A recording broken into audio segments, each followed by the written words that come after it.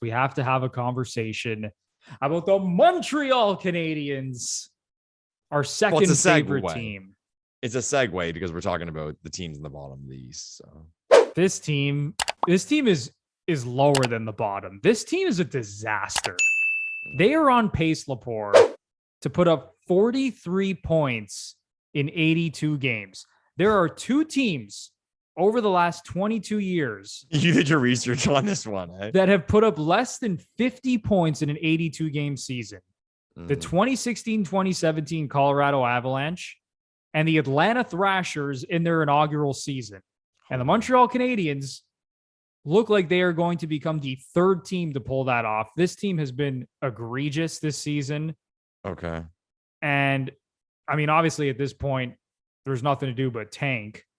Mm-hmm. But what should this team do? Because they got some bad contracts on the books. They are desperately lacking talent. And I feel like I sound like a broken record, even though they just went to the Stanley Cup final. I was saying the exact same thing. This team doesn't have enough talent. So what the hell should they do, Lepore? Again, we just talked about how top heavy the conference is, and we just talked about that Atlantic division specifically. I think even like if we looked at the teams who are not in the playoffs right now, and we looked at ceilings, we can point to a lot of teams and say, like we mentioned, Detroit, they've got potential to grow. I talked about the kids on Ottawa. You look at that team, there's potential to grow. Now, Montreal has got some good young players, but in terms of how the lineup is right now in their cap situation, that's not where they are. That's not where they are. They're at that starting point, and teams get to this, and every team I mentioned has been through this. It's like Ottawa. Like Ottawa came out of a conference final, and they had to look themselves in the mirror and be like, no, this is not working. We have to seriously change things. And the Leafs did the same thing. Similar to Montreal, that year the Leafs got Marner. That year didn't start with the Leafs trying to tank on purpose. At the end of the day, even though it was the McDavid year, maybe it would have been the play. If you remember correctly, that Leafs team got out to an amazing start. I think even like by November, they were near the top of the East and everyone was excited, and they just reality kicked in and they nosedived. So like I said, Toronto at one point had to look in the mirror. The Sens had to look in the mirror after a conference final. And I think Montreal's at that point right now. I mean, the team did make the Stanley Cup final. That's a huge, huge accomplishment. But with the way this season is gone, and I think and people are going to hate me for saying this, but how they kind of got slapped in the face with some reality based on results, it's time to look in the mirror and start to figure out how you're going to tear this the hell down. Because like, I don't see any other real option. And you do look at it, it's like, well, you have a good chance to get first overall or a great pick this year. And then say even going to next year, like what are you going to be? You might as well take a shot at Connor Bedard at the end of the day, a generational player, because then things can turn around in a hurry. Because based on where they are, there's no quick fix. There's no quick fix because like you mentioned the contracts, they have contracts of guys who are contracts that are meant for teams trying to win, like Anderson, Toffoli, like Gallagher. If you looked at that, the deals of those lengths of those amounts of money, they're for a team that's going for it, and Montreal will not be going for it. So I think you're going to see a strip down. And to go further with that point, there's a new GM. So, he's going to want to do that. He's going to want to make it his own. So I think that's the only real play for them. But at the end of the day, they can't, like at the end of the day, why are we even talking about this? To be honest, like no one can look me in the face and be like, oh, they're just this away. Like this away from what? Like, no, they have to strip this down. And I'll come to Montreal's defense here a little bit too, or just defense to teams in the National Hockey League. You always hear like, oh, the 5-year plan. I don't know where that started, like 5-year plan, like who in the media said it or what GM said it. But because these kids who get drafted are trained the way they're trained now, and the amount of games they play now and what they're exposed to now in terms of like strength conditioning, like all that stuff, off ice stuff, they're more ready now for the NHL than they've ever been. So it's not like the whole 5-year rebuild thing. It's like, no, it can happen a lot faster than that. If you play your cards right and you get some luck, you can get a group of kids who are good now. And I'm not saying you'd be fighting for the cup, but you can quickly get to the point of respectability. And people think, oh, like teams are screwed. It's very rare that you see these teams that are in a certain spot and they can't get out of it for like an extended period of time. Like they figure out a way to get rid of some contracts, even if they have to eat some salary. And then within a couple of years, oh, they look pretty clean. And then everyone gets excited about that team because they have a million draft picks. But I think it's the only play for them. It's the only play for them. And to be fair, I mean, Suzuki and Caulfield, even though he's having a bad year, or I should say a year that is less than what people expected, they're nice pieces to start with.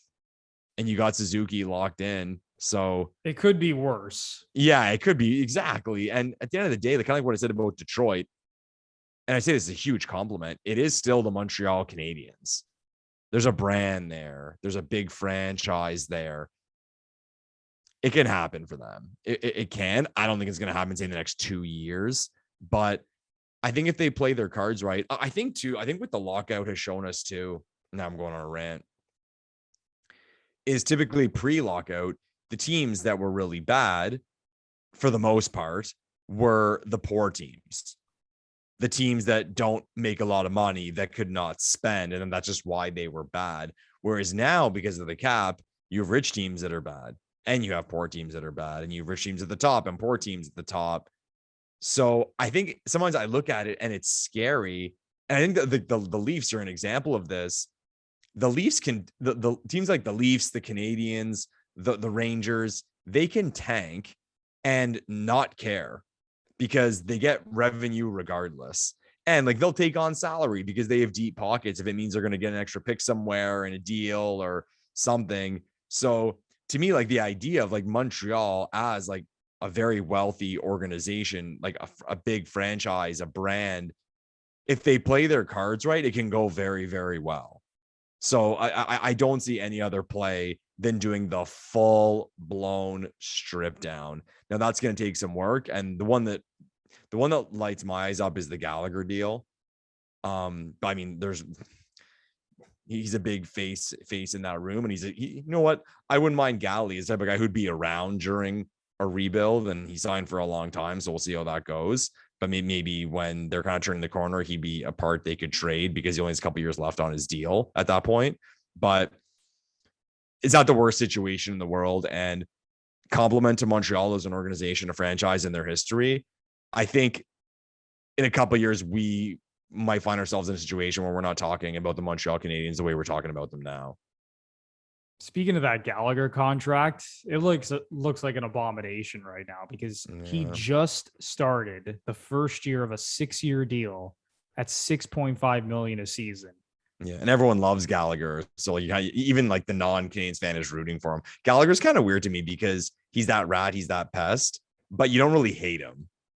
You know, like I don't know. He's a likable guy. It's a weird thing. It would be nice to have him around during the rebuild as a veteran presence, a guy that's really good when it comes to talking to the media, and he can face all the heat while all the young guys are developing. So it would be nice to have a guy like Brandon Gallagher around. But this team right now is tanking out of convenience because there's not a single Habs fan on the planet who went into this season saying, we're tanking for Shane Wright. We just went to the Stanley Cup final, but we suck. Not a single Habs fan was saying that. There was still a lot of hope with this team, despite losing Carey Price and Shea Weber and Philip Deneau, who were obviously big parts of this team. But there were moves that were made in the offseason. Mike Hoffman, David Savard, Christian Dvorak. And I know that they've been dealing with COVID and injuries, and I know it's hit them hard, but Habs fans, you're not the only team in the NHL that has dealt with COVID and injuries. Yeah, we talked about the Senators earlier. Like, enough of that. And I get it. You've been hit harder than most teams. I totally understand that. But there's no reason that this team should be this bad. And there's no reason that Nick Suzuki, who is also handed a new contract, and, you know, funny enough, he's an all-star this year. The guy has 9 goals in 44 games, 27 points in 44 games. He has not taken the next step. Cole Caulfield, who people thought was, you know, going to be a perennial 40-goal scorer. The guy was the favorite to win the Calder Trophy. 1 goal in 29 games, gets sent down to the AHL. Like, I still want to see those guys take the next step. And sure, it's great to have them around as, two of the centerpieces of the rebuild. And I know they're still young players, but I'm not quite sure that Nick Suzuki is ever going to be a number one center. As much as we've talked about him and how much we like him, and especially what he's done in the playoffs the last couple of seasons, I don't know how good he's going to be. Same thing with Cole Caulfield. I don't know what the ceiling of these players are. So if they can get a Shane Wright, if they can tank next season or whenever Connor Bedard's draft season is, to get a guy like Connor Bedard, like you said, a generational talent. It'd be crazy if Montreal got Connor Bedard. Like that would be absolutely crazy. You want to talk about a quick rebuild? You get a guy like that. Look what happened to the Leafs, right? There'd be so much excitement. It'd be awesome. There'd be so much excitement from Montreal. Bedard went there. Such a fun place for him to land in Montreal. You got Matthews in Toronto, Connor McDavid in Edmonton, and then Connor Bedard in Montreal. Let the debates just begin. Add one more of like the arguments and fan bases hating each other and having stuff to throw at each other. Oh, that would just be there. It would be so much fun. But this Habs team, I mean, we all saw this coming. I think everyone saw this coming except Habs fans. And Habs fans, you can hate me all you want, but there are people like me and Lepore, a lot of people that I know who follow and watch hockey that were calling that this team is just not good. I mean, their run to the Stanley Cup final, okay, you give them credit for it. It was awesome. They beat some nice teams along the way, but man, oh man, that team, like you said, had to take a look in the mirror, and they're doing that right now. And I think they're finally realizing that they're just not very good. And when you stack up this team to the other top teams in the Eastern Conference, it's just not even close. And they're going to have to strip this thing down, hopefully acquire some talent through the draft, and come back over the next 3 to 5 years with hopefully a lot more talent at the center position, some better defense, goaltending. They need help everywhere, this Montreal Canadiens team. And I hope that this new front office can figure it out. I really do, because the league is a better league when the Montreal Canadiens are a good team. I wonder, and like this is a talking point we can go forever with Montreal. Sometimes I think it's a bad thing if a team does well, because they create an illusion that they're good, and then they create pressure on the organization to make themselves better or trying to make moves when in reality they're not that strong of a team. And Montreal, okay, like based on how the last 2 years went, because we talked about how based on like what a regular projected record would be to make the playoffs, I think it's been like 5 years since they've had like a legit playoff record a legit record that would have got them in the playoffs. Yeah, like in an 82 game season. In an 82 game season. So had 2 years ago gone just according to plan with 82 games with them far out of the playoffs, and last year's team, again, based on their points total, would not have made the playoffs, but then went on this run, and even they won that play-in round in the bubble. Was it a case of that it was kind of like fool's gold for the organization? I think that was a factor. Like almost, did it hurt them? Like did the bubble and last year hurt the organization? Oh, without question, Lepore. Because I think the Leafs went through a similar thing in the Phil Kessel and Dion Phaneuf years, where they weren't very good. They were a borderline playoff team, but they showed flashes. JVR, Phil Kessel, Dion Phaneuf, even Tyler Bozak had a couple of good seasons, right? I think the fan base thought that team was a lot better than it actually was. And then reality hit the Leafs in the face. And I think the same thing is happening to the Habs. They get into this situation where they're the last team invited to the bubble playoffs. They somehow get past Sidney Crosby and the Penguins in 4 games. And then they go on the run to the Stanley Cup final last season. I think it really masked how bad this team actually was. And again, credit to them for doing what they did in the postseason the last couple of years. But I think it's all coming crumbling down, and it's been painful. This hasn't been like a slow, gradual decline where they're a really good team. And they, kind of like what we're seeing almost with Boston, how it's like they were so elite and now Bergeron's getting older and Marchand, and they're still really good, but it's kind of been like same with Pittsburgh. Even though they're still like a really good team, they're not as elite as they used to be. No, this is like Stanley Cup final to, oh my God, this is one of the worst teams we've seen in the last 25 years. Yeah. Alarming. Yeah. It's funny that like those Leafs teams, like you mentioned Kessel, the Kessel, Lupol, JVR, Phaneuf, Leafs. I'm actually I know I'm in the minority as far as Leafs fans go with this comment, but that blown lead to Boston, I've looked back at that and said that was like the best thing that could have happened to us, because had that team held on to beat the Bruins, and then the next round they would have played a Rangers team that fired Tortorella right after that. So who knows how their luck would have gone in a series against the Rangers. Can you imagine had that team made like a conference final? And like the hype that would have been around that team, been like exactly like what's happening with the Habs they would have, like, guys would have gotten bad contracts. Carlisle would have got a crazy extension. They would have overpaid. I mean, they overpaid free agents that summer, but they would have done it even more so. It would have been really bad. And I almost like blessed that, like, thank God that didn't happen. Even for the Suzuki deal. And again, it's something we'll talk about in 5 years. His contract, if we had a debate in 5 years as to whether or not we thought it was a good deal, and people were saying, no, it's not, you could almost blame the comeback against Toronto. It's like, if Toronto wins game 5 in overtime, you just see a heck of a lot less of Suzuki, and he wouldn't have had that great playoff run. You wouldn't have seen all this potential, and he wouldn't have got an $8 million deal in the summer.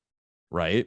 So weird things, man. Weird things. I mean, this is why we have a podcast and like play make believe and have these discussions. But I mean, what could have been if the Leafs had just not blown a 3-1 series lead in the playoffs? Montreal fans, we all would have been better off. That's how we should all see it. Let's give each other a hug. We all would have been better off with Toronto winning that series. Cue all the Habs fans coming in the comments saying you're still salty about the playoffs.